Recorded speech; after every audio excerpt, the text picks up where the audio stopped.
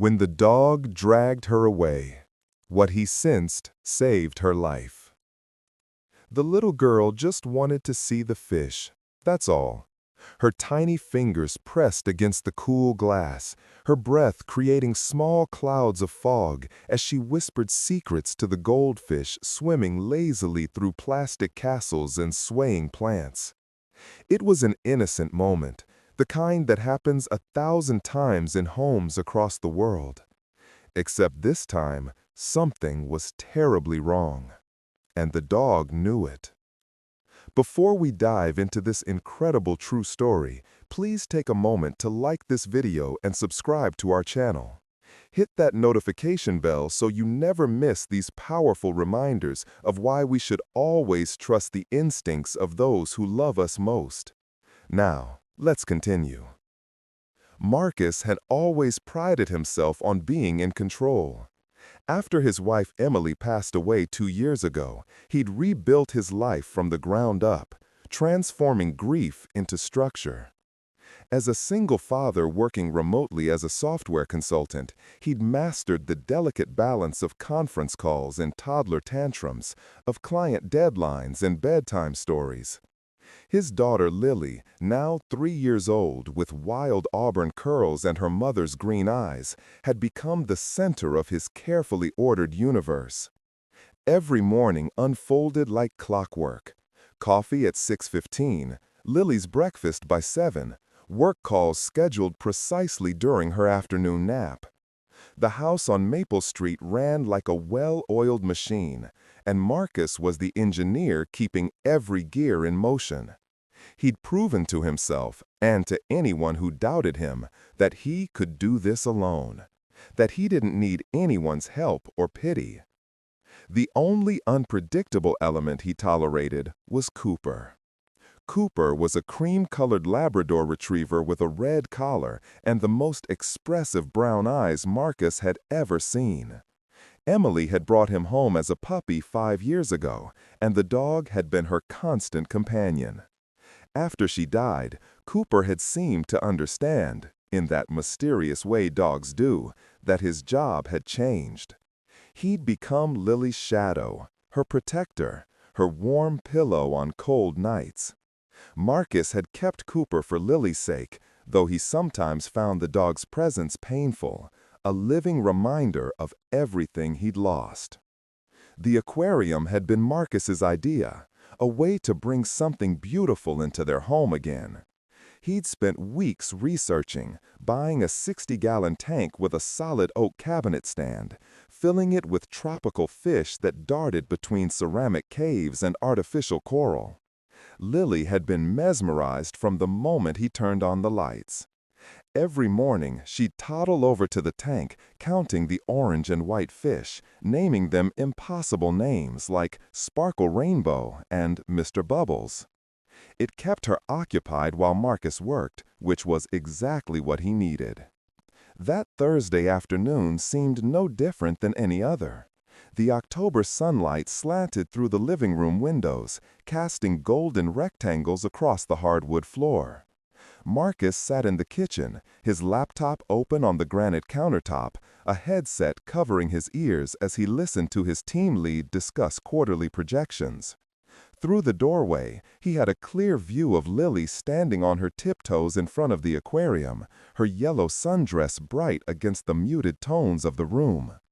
Cooper had been dozing near the sofa, but Marcus noticed him stir, his head lifting. The dog stood slowly, his nails clicking softly as he padded across the floor toward Lily. "Yes, I can have those analytics ready by end of day Friday," Marcus said into his headset, watching Cooper approach his daughter. The dog's nose moved toward the oak cabinet beneath the tank, sniffing intently. His tail, which had been wagging lazily, went still. Marcus noticed, but didn't think much of it. Probably smelled old fish food or something stuck in the cabinet. Then Cooper started whining, a high, urgent sound that Marcus had never heard from him before. It was almost frantic, insistent. The dog nudged Lily with his wet nose, pushing against her small shoulder blade. "Cooper, stop it!" Lily giggled, trying to look around the dog's broad head. But Cooper didn't stop. He wedged his large body between the little girl and the cabinet, blocking her view of the fish entirely. His ears flattened against his skull, and his whole body went rigid with tension. "I'm sorry, could you repeat that?" the voice on the call asked. "Nothing, just the dog," Marcus muttered, irritation creeping into his voice. He had 15 minutes left on this call, and he needed to stay focused. Cooper barked once, sharp, commanding, unlike his usual playful woofs. The sound echoed through the living room like a gunshot. "Give me 1 second," Marcus said, muting his microphone. He stood so fast his chair scraped against the tile floor. "Cooper, enough." The dog ignored him completely. He pushed harder against Lily, forcing her to step backward, then another step. She laughed at first, thinking it was some kind of game, but when Cooper's body made her stumble, her smile faded. "Daddy, Cooper's being mean," she called out, her lower lip trembling. Marcus crossed the room in 4 long strides, his jaw clenched with frustration. This was exactly the kind of disruption he couldn't afford. Cooper had always been gentle, almost lazy. This bizarre, jealous behavior over a fish tank was ridiculous and completely out of character. "Leave it," Marcus commanded, reaching for the red collar. "Cooper, I said leave it." The dog's entire body went rigid. He turned his head and looked directly at Marcus, and what Marcus saw in those brown eyes stopped him cold. It wasn't defiance. It was panic. Pure, desperate panic. When Marcus grabbed the collar, Cooper did something he had never, ever done before. He growled. Not playful, not warning. A deep, guttural sound that came from somewhere primal, somewhere ancient in the dog's DNA. "Cooper, what the hell?" Before Marcus could finish, Cooper opened his jaws and clamped down on the denim straps of Lily's sundress. Not her skin, not her bare arm, just the thick fabric.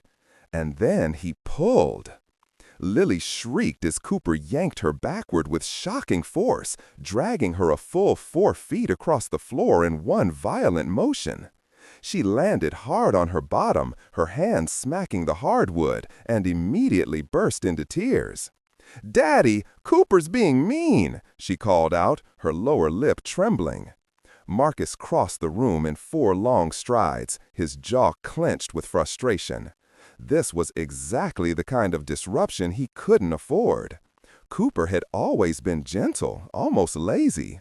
This bizarre, jealous behavior over a fish tank was ridiculous and completely out of character. "Leave it," Marcus commanded, reaching for the red collar. "Cooper, I said leave it."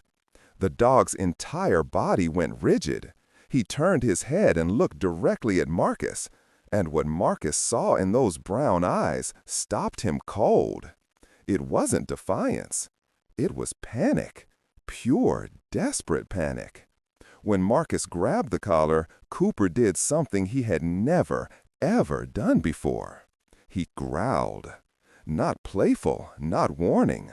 A deep, guttural sound that came from somewhere primal, somewhere ancient in the dog's DNA. "Cooper, what the hell?" Before Marcus could finish, Cooper opened his jaws and clamped down on the denim straps of Lily's sundress. Not her skin, not her bare arm, just the thick fabric. And then he pulled. Lily shrieked as Cooper yanked her backward with shocking force, dragging her a full 4 feet across the floor in one violent motion. She landed hard on her bottom, her hands smacking the hardwood, and immediately burst into tears. "Cooper!" Marcus roared, dropping to his knees beside his daughter. "Bad dog, bad!" His hands trembled as he checked Lily for injuries, running his fingers over her arms, her back, making sure nothing was broken. She was crying hysterically, more from shock than pain, her face red and streaked with tears. "You're okay, sweetheart. You're okay. Daddy's got you." His heart hammered with rage. He'd never seen Cooper act like this. Never. Over his shoulder he shouted, "Get back! Go to your—" Then he smelled it. From his position on the floor, closer to the ground, the acrid stench hit him like a physical blow. Burning plastic, melting chemicals, something wrong. His head snapped toward the aquarium, and he noticed for the first time that the water inside was trembling slightly, vibrating in a way that had nothing to do with the filter. The cabinet door beneath the tank suddenly popped open with a loud crack, heat and pressure forcing it from the inside. A thick plum of black, oily smoke rolled out into the living room like something alive, spreading across the ceiling in dark tendrils. And at the base of that smoke, barely visible inside the cabinet, was a flicker of orange flame, licking up the inside wall. Time collapsed into a single, horrifying moment of understanding. The power strip inside the cabinet, the one running the heater, the lights, the filter, the one he'd installed himself 3 weeks ago. Water had been leaking, slowly, silently, pooling around a surge protector until the plastic casing melted and the wire sparked. The entire time Lily had been standing there, inches away. The fire had been smoldering, building, seconds away from exploding. And Cooper had known. Marcus didn't think. He grabbed Lily with one arm, lunged for Cooper's collar with the other, and ran. His socked feet slipped on the floor, but he caught himself, bursting through the front door and onto the lawn. He didn't stop running until he reached the sidewalk, his breath coming in gasps, Lily sobbing into his shoulder. Behind them, inside the house, they heard it. A sound like a gunshot. The aquarium glass shattering from the heat. 60 gallons of water crashing down onto live electrical flames. Marcus sat hard on the curb, clutching his daughter, staring at his open front door as smoke began pouring out in thick gray waves. Cooper stood beside them, panting heavily, his red collar glinting in the afternoon sun. A neighbor, Mrs. Chen from across the street, ran over with her phone already out. "I'm calling 911. The firefighters arrived within 6 minutes.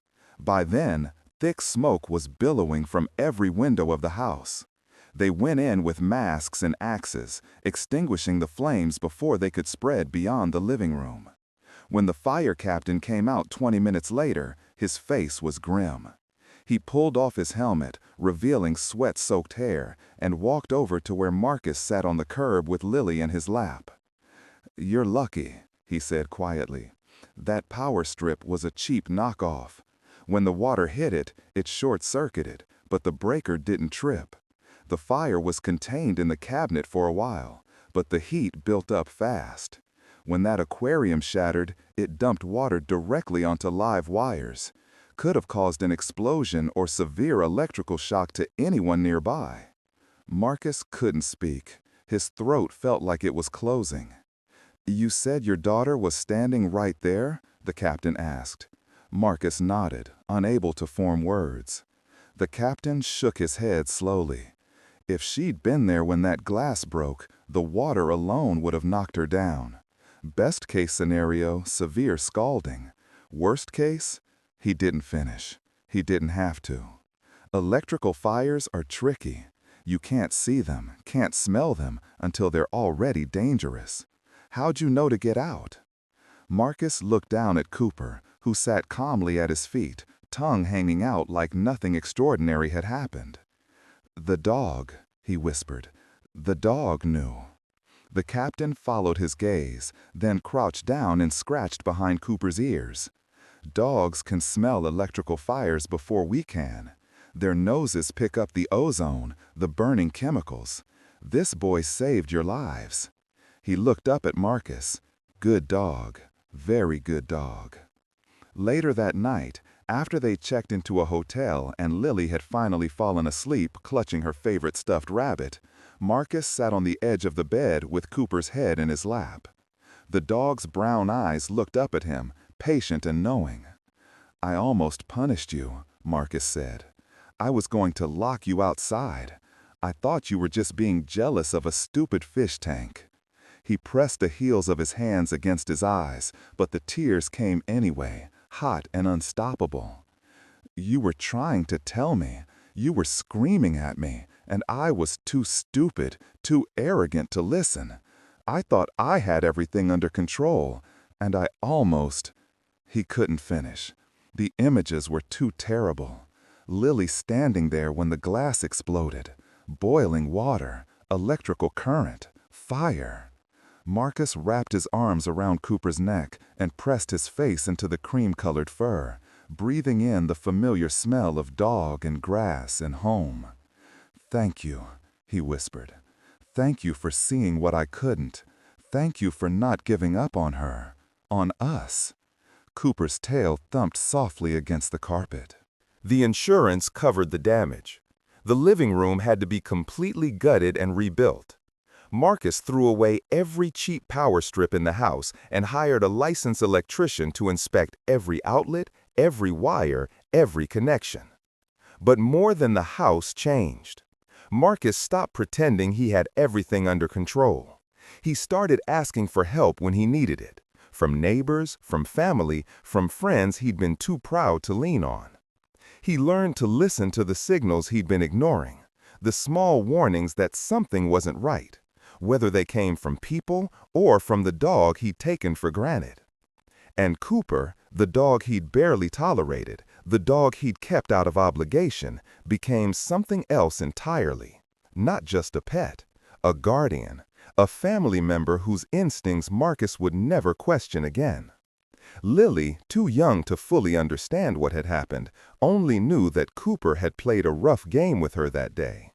But she started sleeping with her small arm draped across his back, and Cooper never moved until she woke up. At night, Marcus would find them curled together, the little girl and the dog who'd saved her life, and he'd have to step out of the room until he could breathe normally again. 3 months later, Marcus was telling the story to his brother, who asked how he could ever trust a dog who'd grabbed his daughter so roughly. "He didn't grab her," Marcus corrected quietly. "He saved her. There's a difference. I was the one who couldn't see what was right in front of me. I was so busy being in control that I'd stopped paying attention to what actually mattered." He looked over at Cooper, who was lying on the floor with Lily using him as a pillow while she watched cartoons. Sometimes the people or animals we take for granted are the ones keeping us alive. We just don't realize it until it's almost too late. Sometimes the greatest threats are the ones we cannot sense.